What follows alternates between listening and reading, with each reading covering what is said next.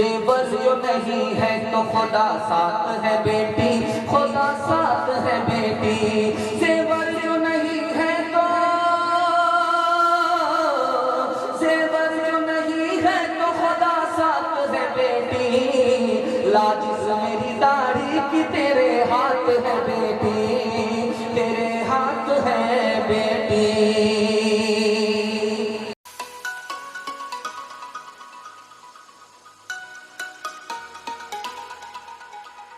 آخری نمونہ سنا رہا ہوں، اس پیغام کو ختم کر رہا ہوں۔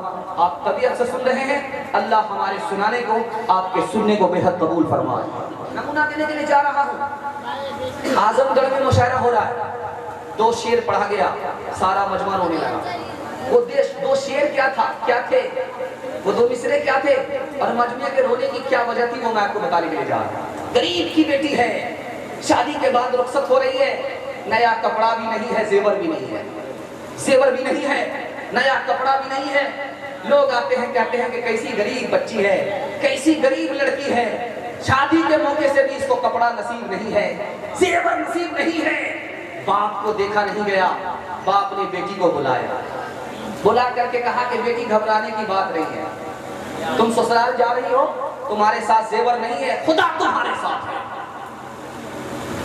بیٹی سے کہا کہ گھبرانے کی کوئی بات نہیں ہے، سسرال جا رہی ہو، بیٹی میری داڑھی کی لاج تمہارے ہاتھ میں ہے، زیور جو نہیں ہے تو خدا ساتھ ہے بیٹی، خدا ساتھ ہے بیٹی، زیور جو نہیں ہے تو خدا ساتھ ہے بیٹی، خدا ساتھ ہے بیٹی، زیور جو نہیں ہے تو،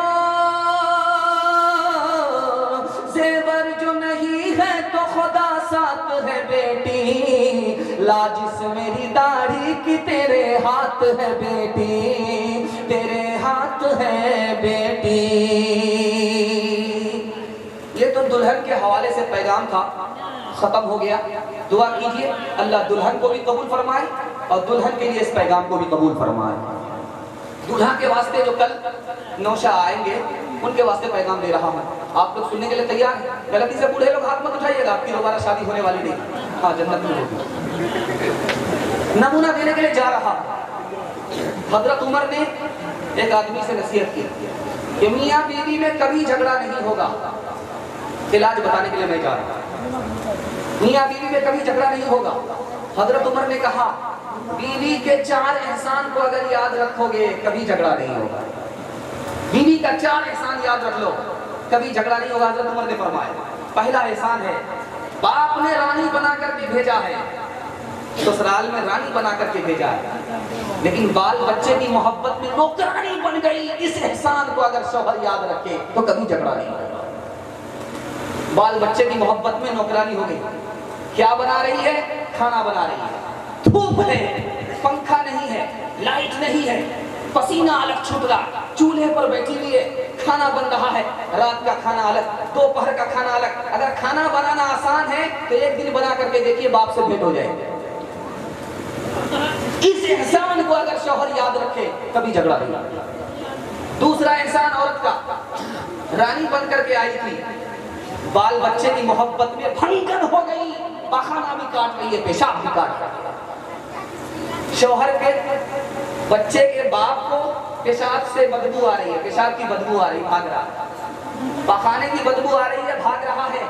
عورت کا حال ہے ٹھنڈی کا زمانہ ہے، بچے نے پیشاب کر دیا، سوکھے میں بچے کو سلا رہی ہے، پیشاب میں خود سو رہی ہے۔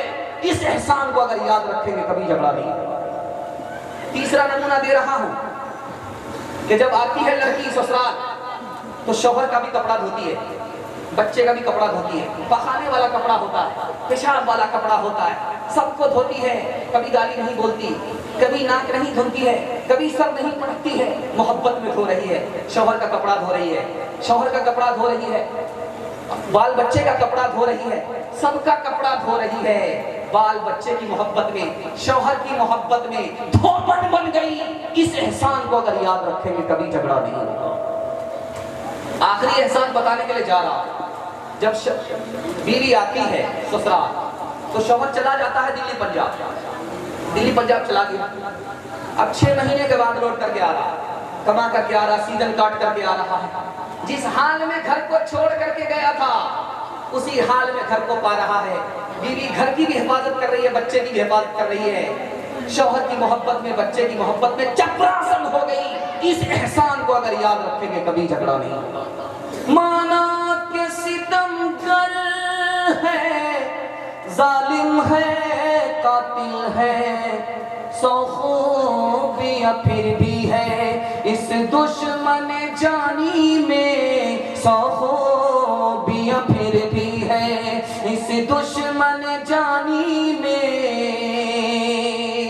दूसरी मिसाल दे रहा हूं। मुरीद आया पीर के पास, पीर के पास मुरीद आया और पीर की जो बीवी थी बहुत बदसूरत थी, अब बहुत गाली बोलने वाली थी। मुरीद को बड़ा तरस आया कि आप पीर साहब हैं, दुनिया को नसीहत करते हैं और बीवी आपकी गाली बोलती है, बदसूरत भी है, बदमिजाज भी है, इसको छोड़ क्यों नहीं देते?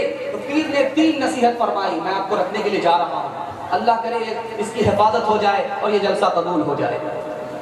पीर ने 3 बातें की। मेरी बीवी बदसूरत है, मैं फिर भी निभा रहा हूँ। मेरी बीवी बदमिजाज है, 3 वजह से निभा रहा हूँ। इसने कोई नेकी की थी इसलिए इसको अच्छा शोहर मिल गया, मुझसे कोई गुनाह हो गया था इसलिए ऐसी बीवी मिल गई। दूसरा जुमला जो कहा वो मैं आपको सुनाने के लिए जा रहा हूँ। मुरीद ने कहा है कि इसको छोड़ क्यों नहीं देते? तो पीर ने कहा कैसे छोड़ दें, इसमें अगर बुराई है तो अच्छाई भी है। मैं इसे जिस कोने में बिठा करके जाऊंगा, अगर 50 साल के बाद भी आऊंगा तो इसकी अपनी आबरू खराब नहीं करेगी, इस वजह से इसे नहीं छोड़ा। कहा कि छोड़ क्यों नहीं देते, गाली बोलती है। तो पीर ने कितना प्यारा जुमला कहा है, मैं इसलिए नहीं छोड़ता हूँ, अगर इसे छोड़ दूंगा और इसने शादी नहीं की दूसरी तो मुसीबत उठाएगा, और दूसरे से शादी कर लिया तो दूसरा मुसीबत उठाएगा। मैं नहीं चाहता कि खुद मुसीबत से अपने को निकालूं और दूसरे को मुसीबत में डालूं।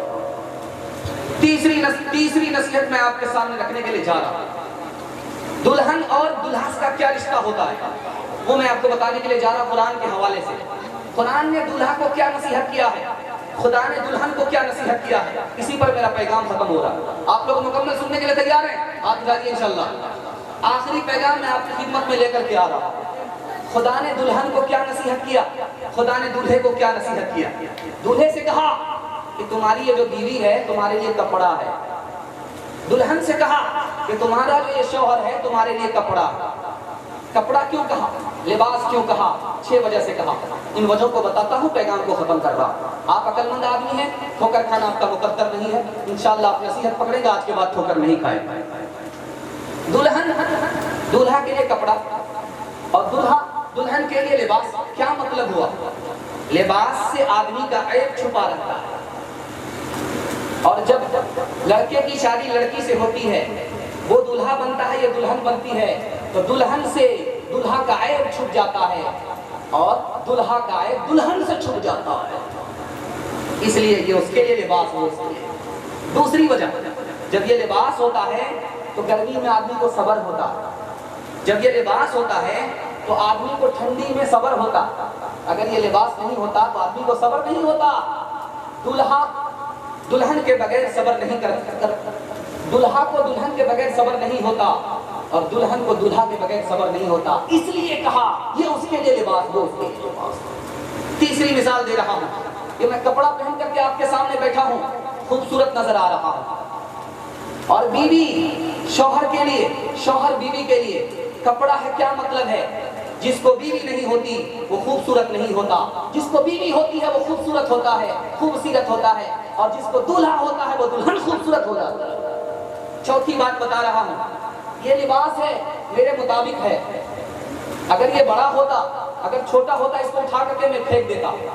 जब दुल्हन का मिजाज शौहर से मिलता है तो निभाव होता है, जब दूल्हे का मिजाज दुल्हन से मिलता है तो निभाव हो जाता है।